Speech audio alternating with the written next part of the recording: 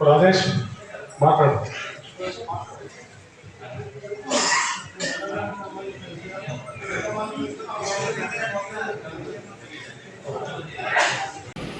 పార్టీని కష్టంలో ఉన్నా సంతోషంగా ఉన్నా కేసీఆర్ గారి నాయకత్వంలో బీఆర్ఎస్ పార్టీ కోసం 6 నిమిషాలు కృషి చేస్తున్నటువంటి మా నాయకులు కార్యకర్తలు మండల స్థాయి జిల్లా స్థాయి మరి బాధ్యతలు నిర్వహిస్తున్నటువంటి మీ అందరికీ కూడా బీఆర్ఎస్ పార్టీ పక్షాన నమస్కరిస్తూ ఏదైతే 23వ తారీఖు నాడు కేసీఆర్ గారు ఉమ్మడి జిల్లా కరీంనగర్ ముఖ్య నాయకుల కార్యకర్తల సమావేశాన్ని నిర్వహిస్తున్నటువంటి మనందరికీ తెలుసు.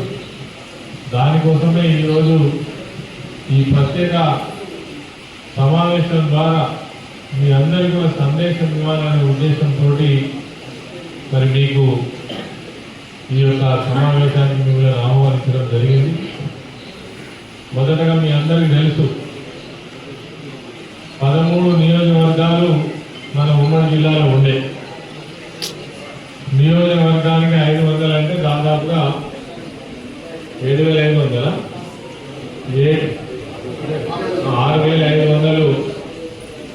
6,500 మందితో రేపు కరీంనగర్ జిల్లా కేంద్రంలో 23వ తారీఖు నాడు ఈ యొక్క సమావేశం ఏదైతే ఉందో దిగ్విజయంగా జరగాల్సినటువంటి అవసరం ఉంది.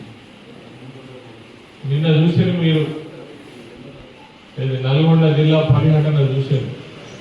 అంతకంటే చాలా ఉధృతంగా ఉంటుందనే మనం భావిస్తూ ఉన్నాం. ఎందుకంటే కరీంనగర్ జిల్లా ఆనాటి ఉద్యమం నుండి కావచ్చు, ఏ విషయంలో అయినా ఉత్సాహానికి ఎక్కువ ఉన్నటువంటి బాధ్యత ఉన్నటువంటి జిల్లాగా మనకు తెలుసు. కాబట్టి మరి ఈ సమావేశం అంతా బ్రహ్మాండంగా జరుగుతుందని భావించుకుంటూనే దానికదే జరుగుతుందా అని ఒక్కసారి ప్రశ్నించుకుంటే దానికదే జరగదు. ఖచ్చితంగా నాయకులు కార్యకర్తలు మౌనం వీడి కొద్దిగంత కదలికలు స్టార్ట్ చేయాల్సిన అవసరం ఉన్నది. 15 నెలల నుంచి మనం మౌనం పాటించడం, ఏం చేస్తున్నామని నిశ్చితంగా వాళ్ళను పరిశీలించుకుంటూ ఉన్నాం. వీళ్ళు మంచి పరిపాలన అందిస్తారు కావచ్చు, మనకంటే గొప్పగా చేస్తారు కావచ్చు, ప్రజలు నమ్మి ఓట్లేసిండ్రు అని మనం ఈ 15 నెలల పాటు చూసినాం. కానీ ఈ 15 నెలల కాలంలో కాంగ్రెస్ ప్రభుత్వం రేవంత్ రెడ్డి ముఖ్యమంత్రిగా బాధ్యతలు చేపట్టిన నాటి నుంచి ఇప్పటి వరకు ఏ ఒక్క మంచి నిర్ణయం కానీ, ఏ ఒక్క మంచి సందేశం కానీ, ఏ ఒక్క స్కీమ్ కానీ ప్రజలు సంతోషంగా ఉన్నది ప్రభుత్వం అని చెప్పేటువంటి మనిషి ఈ రాష్ట్రంలో ఉండడానికి మాత్రం మనకు కనబడుతున్నట్టు.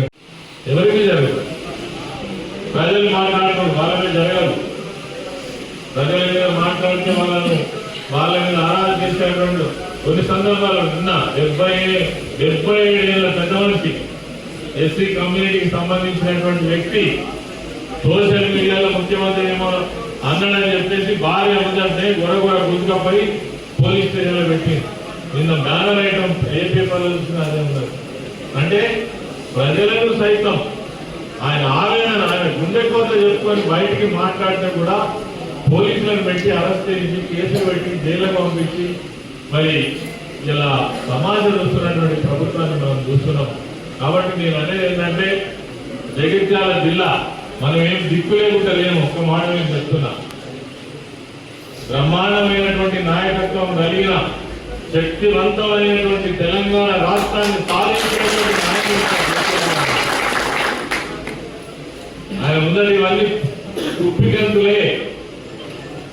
హరీష్ రావు గారు, కేటీఆర్ గారు, కేసీఆర్ గారి నాయకత్వంలో బ్రహ్మాండమైన నాయకత్వం ఉన్నది. ఏమైతుంది?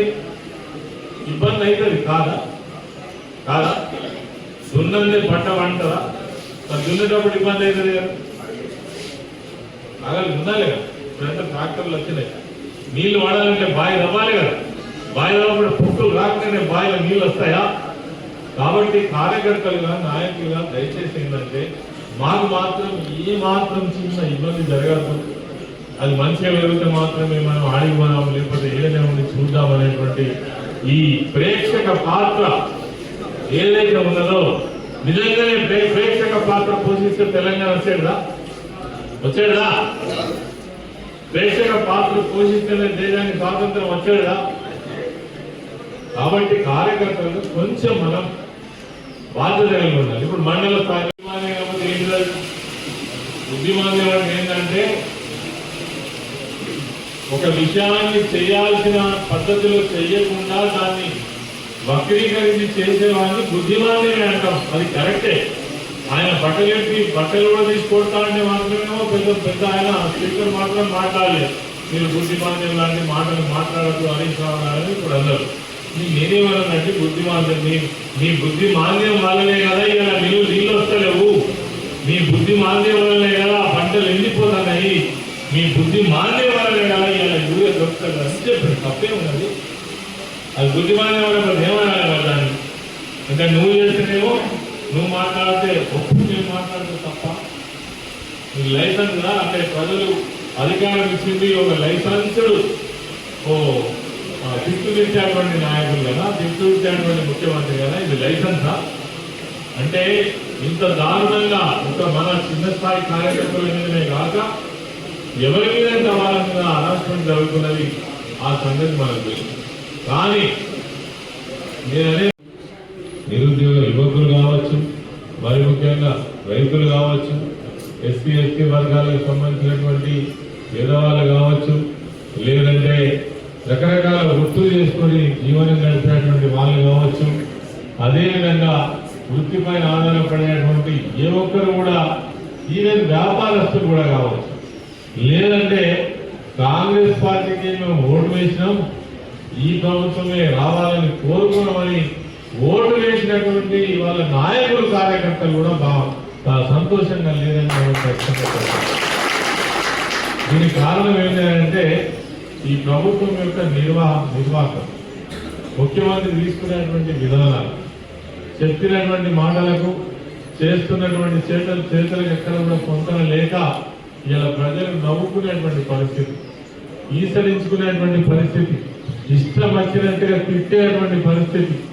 అయ్యో ఎందుకు ఈ ప్రభుత్వం తెచ్చుకుంటేరా, ఇది మన కర్మ కోసమే మనం తెచ్చుకున్నామా అని ఈరోజు ప్రజలు మాట్లాడుకునేటువంటి పరిస్థితి. ఒక్క మాటలు చెప్పాలంటే ఇంకా మాకంటే ఎక్కువ మీరే గ్రామాలలో ప్రజలతో కలిసి ఉంటారు. కానీ అసలు ఏ నిమిషంలో ఈ ప్రభుత్వం పోతే బాగుండు అని ప్రజలందరూ ఆలోచిస్తున్నారు.